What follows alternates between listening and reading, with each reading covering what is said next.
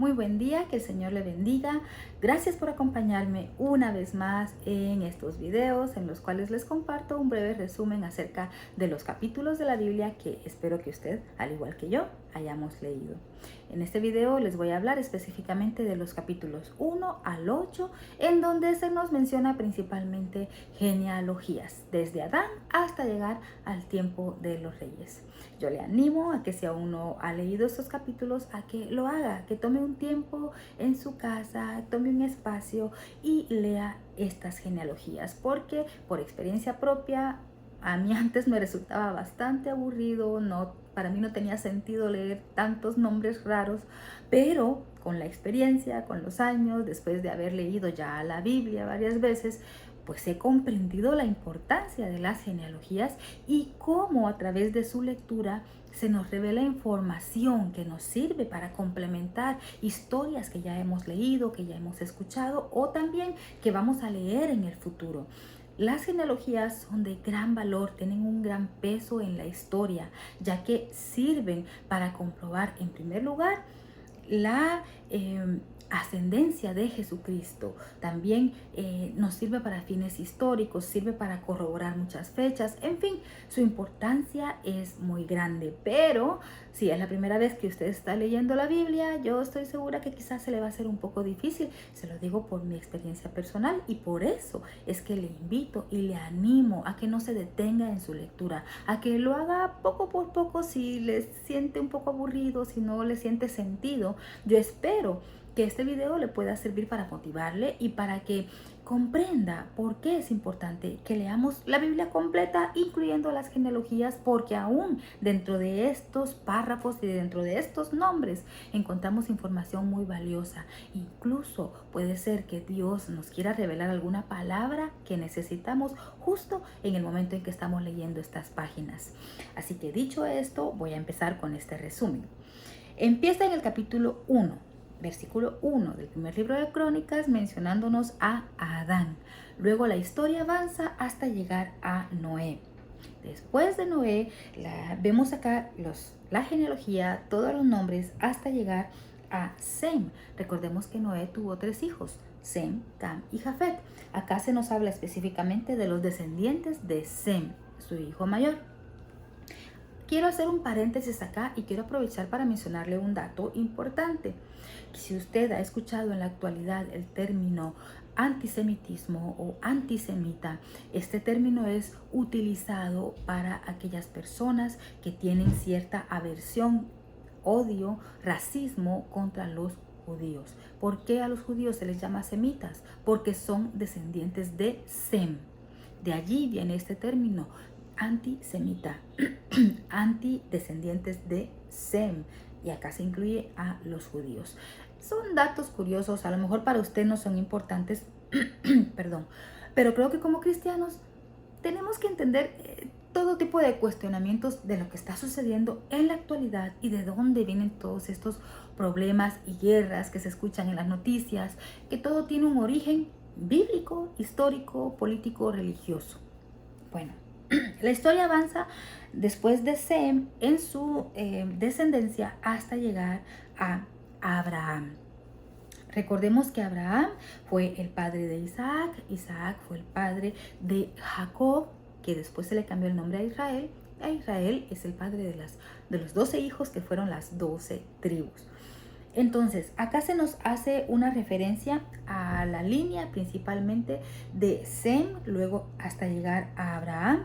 Abraham tiene a sus 2 hijos que fueron Esaú e Israel, pero mire que acá en las genealogías se hace un paréntesis especial para mencionar también no solamente a la descendencia de Isaac, sino también a Ismael. Recordemos que Ismael fue el otro hijo que tuvo Abraham con su sirvienta egipcia que se llamaba Agar. Pero, mire, esta historia espero que usted ya la conozca. Yo sé que si usted ha venido leyendo la Biblia conmigo desde Génesis, ya sabe de qué le estoy hablando. Recordemos que Isaac era el hijo que Dios le había prometido que iba a tener Abraham, pero en un momento de desesperación, pues tanto Sara como Abraham toman la decisión de que él se acueste con su sirvienta egipcia que se llamaba Agar y tiene un hijo. El resultado fue Ismael. Pero Ismael no era el hijo de la promesa. Sin embargo, mire cómo es Dios de lindo, que en la desesperación, cuando Agar decide, se va huyendo porque ya tenía problemas con Sara y ya pensaba dejarse morir con su hijo Ismael en brazos, mire, Dios le da una promesa a Agar y le dice que su hijo va a vivir y que va a tener una gran descendencia. Y esto se cumple al día de hoy. ¿Cómo? Pues todos los pueblos árabes son descendientes de Ismael. Mire qué interesante cómo es la historia. También este otro hijo, aunque no fue el hijo de la promesa, pero también tuvo bendición y también su descendencia se multiplicó en gran manera, tanto que al día de hoy pues vemos que los pueblos árabes son es una gran cantidad de población en el mundo. Entonces acá se menciona en esta genealogía, se hace un paréntesis, se menciona también a Ismael, que fue el otro hijo que tuvo Abraham. También se menciona a la otra esposa que tuvo Abraham. Recordemos que después de que Sara fallece, esto ya lo vimos en el Génesis, Abraham también tiene otra esposa que se llama Setura y aquí se le menciona a ella y a su descendencia. Bueno, luego se retoma la historia con el hijo de la promesa, el hijo que Dios le había prometido a Abraham, que era Isaac. Este era el hijo de la promesa. Y luego vemos que Isaac tiene dos hijos, que fueron Esaú e Israel, nos dice acá en la Biblia. Aquí de hecho no dice Jacob, sino que dice Israel. En el versículo 34 del capítulo 1 dice: Abraham engendró a Isaac y los hijos de Isaac fueron Esaú e Israel. Pero acá en esta parte se centra en los descendientes de Esaú. ¿Y por qué se mencionan los descendientes de Esaú? Mire por qué es importante y cómo se va desmenuzando la historia cuando uno lee todo completo. Se menciona acá a los descendientes de Esaú porque llegamos a una parte en el versículo 43 que dice: y estos son los reyes que reinaron en la tierra de Edom, antes que reinase rey sobre los hijos de Israel. Sí, y aquí hay una serie de nombres: Bela, hijo de Beor, el nombre de su ciudad fue Dínaba, en fin. Continúa avanzando hasta el versículo 54 y hay una serie de nombres, está toda una descendencia de ¿quién? De Esaú, y acá se nos dice que ya estos pueblos tenían reyes, pero acá recordemos que no se nos está hablando de Israel, no se está hablando de Jacob, se está hablando de la otra línea genealógica, el otro hijo que tuvo Isaac, que fue Esaú. Él también tuvo hijos, se multiplicó, tuvo mucha descendencia, fundaron ciudades, tenían grandes poblaciones y tuvieron reyes, mucho tiempo antes de que Israel llegara a tener un rey. Recordemos que hay un momento en la historia en que vimos que el mismo pueblo le pide a Dios que quieren un rey, como las naciones paganas. Ellos querían tener una persona física que los liderara, pero recordemos que ese no era el propósito de Dios. Ellos vivían en una teocracia. Su gobierno central era Dios. Ellos dependían de Dios. No, pero llega un momento en que ellos miraban a sus pueblos vecinos, a sus familiares en cierta manera, porque todos eran la misma familia. Vemos que eran hijos de primos, ya todos, porque eran descendientes también de Esaú, que era el hermano de Jacob. Y vieron que ellos tenían reyes ya. Y por eso ellos también le piden un rey a Dios y Dios se los concede con Saúl.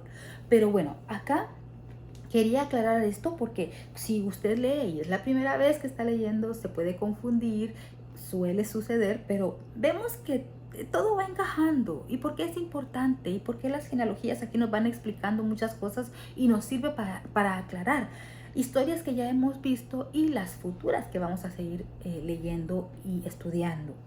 Entonces se menciona a los descendientes de Esaú, a esa otra rama, a esa otra descendencia que tuvo Isaac, y se nos dice acá que de esos descendientes ya hubieron muchos pueblos con sus reyes. Luego se retoma la historia ya en el capítulo 2, versículo 1, y aquí ya se nos habla de los hijos de Israel. Mire que un dato importante que acá ya no se menciona a Jacob, no dice el nombre de Jacob. Recordemos que Dios le cambia el nombre de Jacob a Israel. Bueno, entonces menciona el capítulo 2, versículo 1. Estos son los hijos de Israel: Rubén, Simeón, Leví, Judá, Isaacar, Zabulón, Dan, José, Benjamín, Neftalí, Gad y Aser. 12 hijos. Estos 12 hijos de Jacob o de Israel, estos 12 hijos son las 12 tribus. O sea, el pueblo judío está fundado en una gran familia. Que todo empezó, ¿de dónde? Desde Isaac, luego Israel y luego estos 12 hermanos que formaron las 12 tribus. Luego en los demás capítulos se nos habla de los descendientes de cada una de las tribus. Acá, por ejemplo, en el capítulo 2 se nos habla de los descendientes de Judá. En el capítulo 3 se nos habla de los hijos de David. Mire, David fue importante, fue el rey más importante de Israel.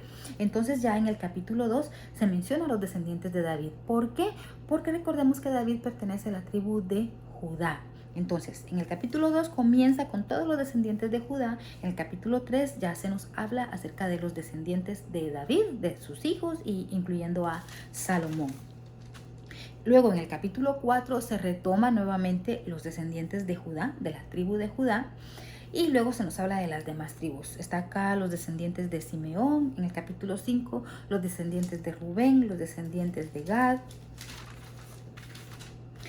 los descendientes de Leví en el capítulo 6, los descendientes de Aarón, las ciudades de los levitas. Recordemos que Aarón es de la tribu de Leví y se menciona porque fue el primer sacerdote.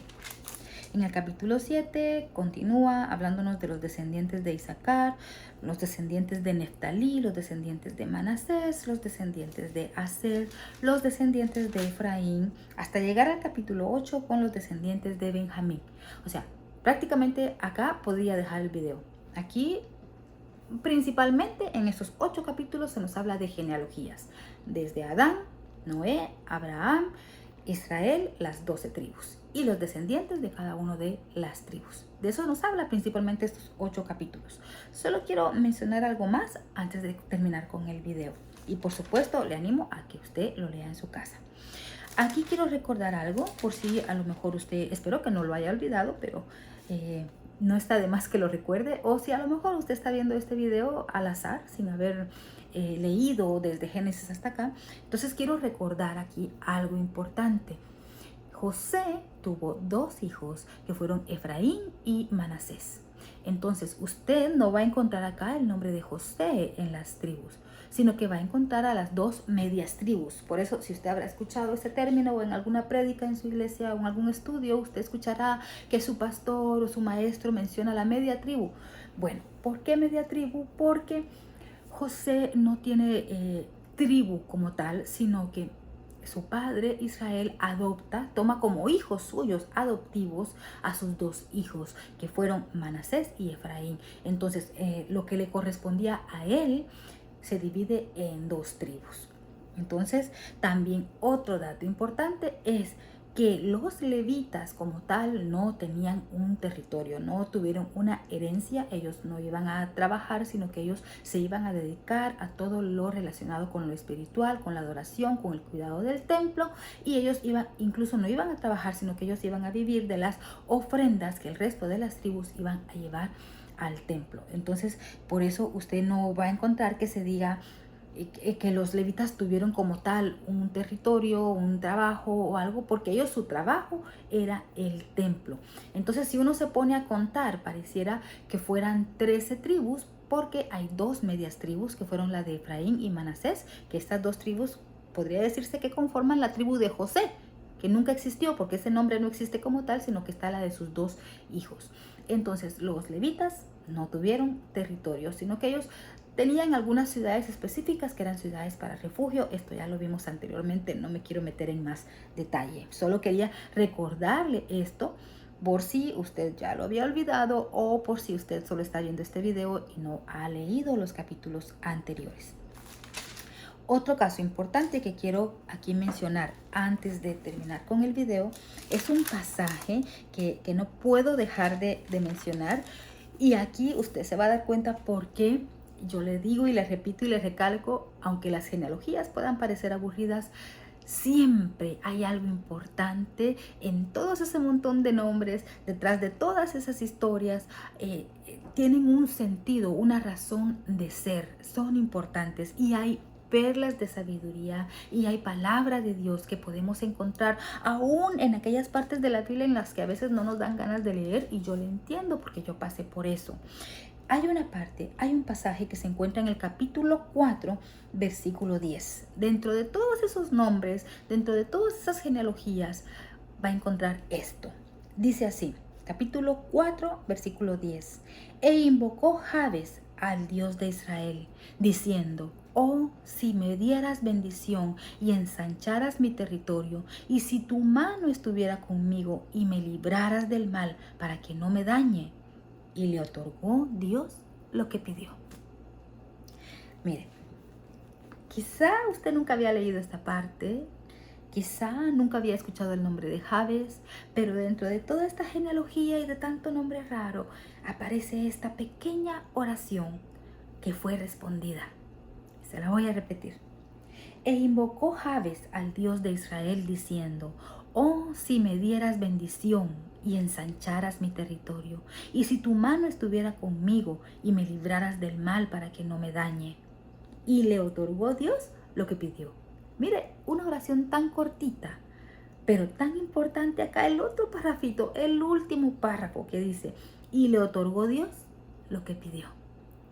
Mire, en otro video, si Dios lo permite, yo le voy a hablar un poco más acerca de esta oración.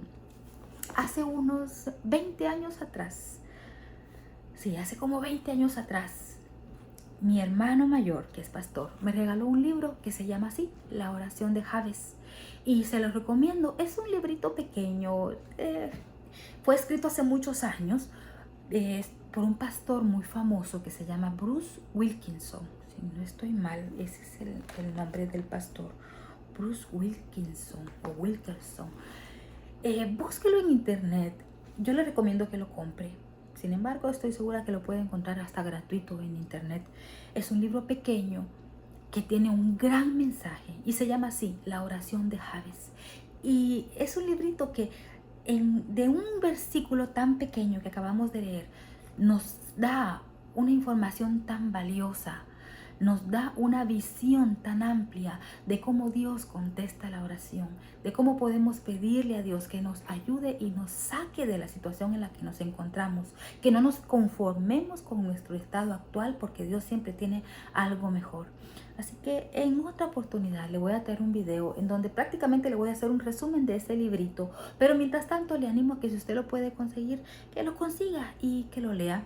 Por supuesto, primero lea la Biblia. Primero lea la Biblia. Hay mucha información cristiana, hay muchos libros, mucha literatura cristiana, incluso secular, que nos puede servir en nuestro diario vivir. Pero primero leamos la Biblia. No me canso de decirle, leamos la Biblia, porque aquí tenemos palabras de vida eterna. Así que gracias por acompañarme hasta acá. Y como usted se dio cuenta, encontramos una hermosa oración dentro de toda esta genealogía. Nos vemos en el siguiente video, en donde vamos a continuar ya con el capítulo 9 del primer libro de Crónicas. Que el Señor le bendiga y que tenga un excelente día.